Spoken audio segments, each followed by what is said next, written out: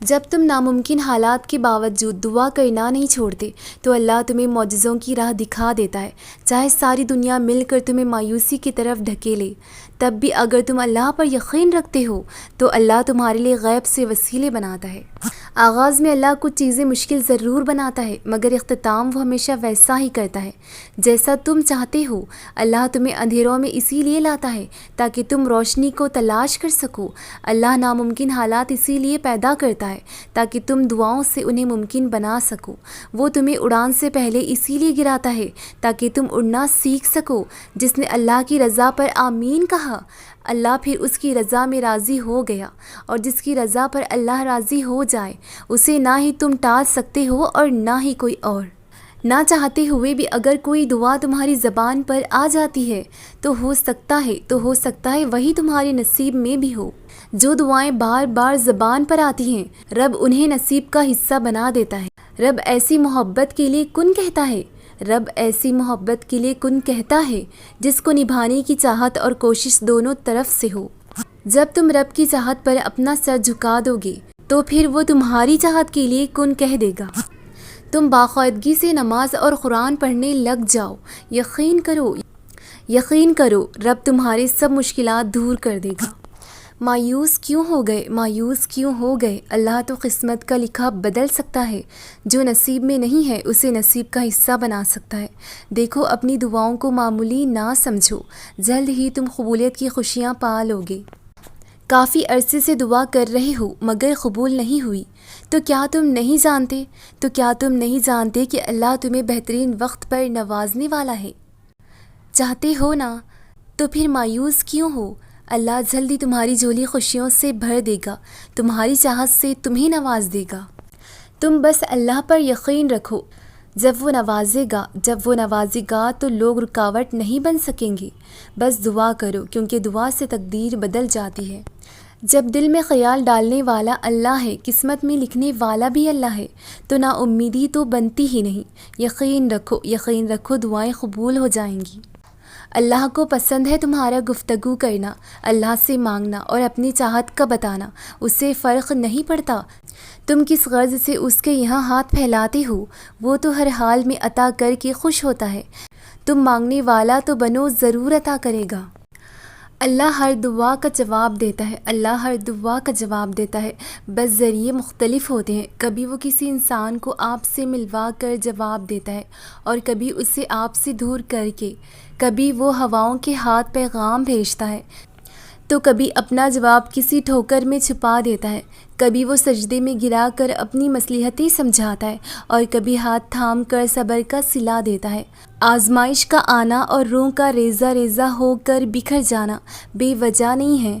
کبھی تکلیف میں ہو تو اللہ کو محسوس کرنا، پھر اس کی موجودگی بھی دکھائی دے گی اور اس کی سرگوشی بھی سنائی دے گی۔ تڑپ دل میں وہ تب ہی اتارتا ہے جب وہ تمہیں یاد کرتا ہے، پھر تب وہ چاہتا ہے تم اس سے بات کرو، اسے اپنی کیفیت سناؤ، اپنی ساری پریشانیاں اس کی دہلیز پر چھوڑ آؤ، ہر فیصلہ اس کے سپرد کر آؤ تاکہ بس تم اور اللہ رہ جاؤ۔ پھر سے مسکراؤ، مٹھاس تو پھر بھی اسی کے ذکر میں ہے اور سکون کے لیے تو اس کا نام ہی کافی ہے۔ تم تنہا نہیں ہو، تمہارے ساتھ اللہ ہے، اور جس کے ساتھ وہ ہو اس کے ساتھ تو کائنات کی رونقیں چلتی ہیں۔ دعا اس چیز کو بھی تم تک کھینچ لاتی ہے جو تمہارے نصیب کا حصہ نہیں ہوتی۔ معجزے یقین کے دھاگے پر ٹکے ہوتے ہیں۔ سکون سے لے کر بے بسی تک کے سارے اختیارات صرف اللہ کے ہیں۔ ایسا نہیں ہے کہ لکھا ہوا نصیب پھر نہیں بدل سکتا۔ ایسا نہیں ہے کہ جو چھین لیا گیا ہے وہ اب واپس نہیں مل سکتا۔ جو چیز اللہ نے تمہارے لیے لکھ دی ہے، اگر 7 زمینوں اور 7 آسمانوں میں رہنے والی شے ایڑی چوٹی کا زور بھی لگا لے تب بھی تمہاری اور اس کی راہ میں رکاوٹ نہیں بن سکتی۔ اور جس کو اللہ نے تمہارے لیے نہیں لکھا اس کو دعا کے علاوہ کائنات کی کوئی بھی چیز تم تک نہیں لا سکتی۔ جیسے حالات بدلتے ہیں ویسے ہی مقدر بدلتا ہے، لیکن ہر چیز کے ہونے کا ایک مقرر وقت درکار ہے۔ تمہیں پورا حق ہے ان خوابوں کے لیے لڑنے کا جن کی تدبیریں تم نے دیکھی ہیں، لیکن جب اللہ تمہارے دل میں کسی کا خیال پیدا کرتا ہے تو وہ چاہتا ہے کہ تم اسے مناؤ، اسے وہ چیز تمہیں دینے پر آمادہ کرو، بار بار جھولی پھیلاؤ، بار بار اس سے پکارو تاکہ وہ کن فرما سکے اور تمہاری آزمائش پوری کر سکے۔ مانگنے کا حق اس نے تمہیں دیا ہے۔ جب اس نے سورۃ العمران میں فرما دیا ہے کہ دعائیں پہاڑ کو بھی ان کی جگہ سے سرکا سکتی ہیں، تو قبولیت کا شک تو بنتا ہی نہیں۔ اللہ نے مقدر لکھنے کا اختیار تمہیں دیا ہے کہ چاہو تو دعا کا سلسلہ بڑھا لو اور چاہو تو مایوس بیٹھ جاؤ۔ مت بھولو کہ تمہارا کام صرف التجائیں کرنا ہے، تدبیریں تو وہ خود نکالتا ہے۔ جب وہ کسی کام کے ہونے کا سوچ لیتا ہے تو وہ اس کام کے مکمل ہونے کا اشارہ کر دیتا ہے، بس پھر جو ممکن ہو اور جو ناممکن ہو سب ہو جاتا ہے۔ توکل معجزوں کا دروازہ ہے، ایسا دروازہ جس میں بے یقین لوگ کبھی داخل نہیں ہو سکتے۔ تمہارا مقدر تمہارے اپنے ہاتھ میں ہے۔ زندگی کو پرسکون اور بے سکون تم خود ہی بناتے ہو۔ تم وقت کے ساتھ نہیں چلتے ہو، بلکہ جہاں جو حادثہ روک دے وہیں تم تا عمر رہتے ہو۔ تمہارے آس پاس کتنے بے شمار نعمتیں ہوتی ہیں اور تم ایک محرومی کے لیے ان سب کو نظر انداز کر دیتے ہو۔ تم سوچتے ہو دعا مانگنا چھوڑ دینا یقین اور صبر ہے، مگر حقیقت اس سے بہت مختلف ہے۔ یقین تو وہ ہے جو کچھ نہ ہونے کے بعد بھی دعا کے لیے ہاتھ اٹھاتے جاتے رہنا۔ صبر تو وہ ہے کہ دل کے تڑپنے کے باوجود معاملات اللہ کو سونپ دیے جاتے ہیں۔ ہاں ایسا کرنا آسان نہیں ہوتا، مگر ہاں ایسا کرنے کے بعد آسانیاں ہی آسانیاں ہوتی ہیں۔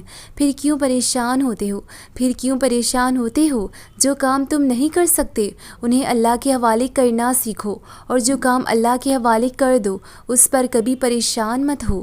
ہاں دعا ضرور مانگو مگر نصیب سے مت لڑو، نعمتوں کو مت ٹھکراؤ، دعاؤں کی بے ادبی مت کرو یہ کہہ کر کہ دعائیں اب قبول نہیں ہوں گی، کیونکہ دعائیں ہمیشہ قبول ہوتی ہیں، اور وہ تو اتنا رحیم ہے کہ کافر کا سوال بھی رد نہیں کرتا۔ اس کی شان کو تو یہ بھی گوارا نہیں کہ اس کے در سے اس کو نہ ماننے والا شخص بھی خالی ہاتھ لوٹ جائے۔ پھر وہ کیسے تمہارا سوال رد کر سکتا ہے؟ وہ کیسے تمہاری آواز کو انسنا کر سکتا ہے؟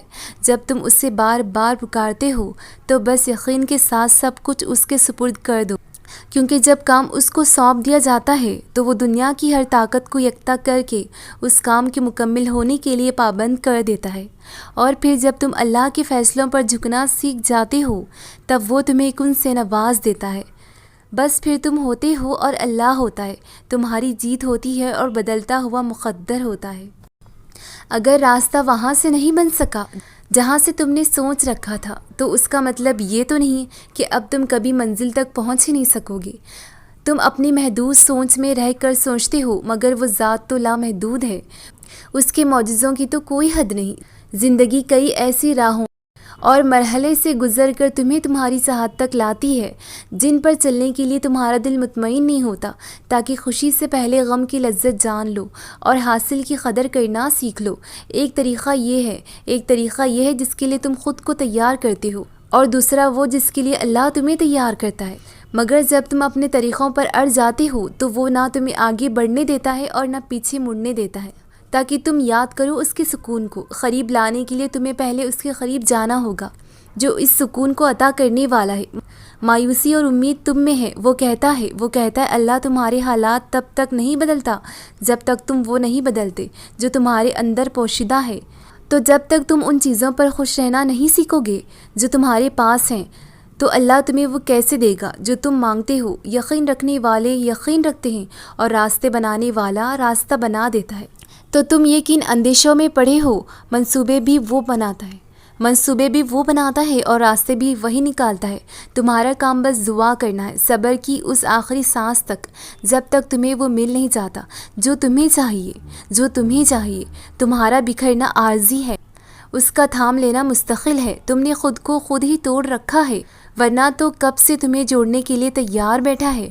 تم ان کرچیوں کو اس کے پاس لے جاؤ، پھر وہ انہیں یوں سمیٹ دے گا جیسے اس کا ایک حرف کن ان دونوں جہانوں میں سمٹ کر انہیں زندہ کرتا ہے۔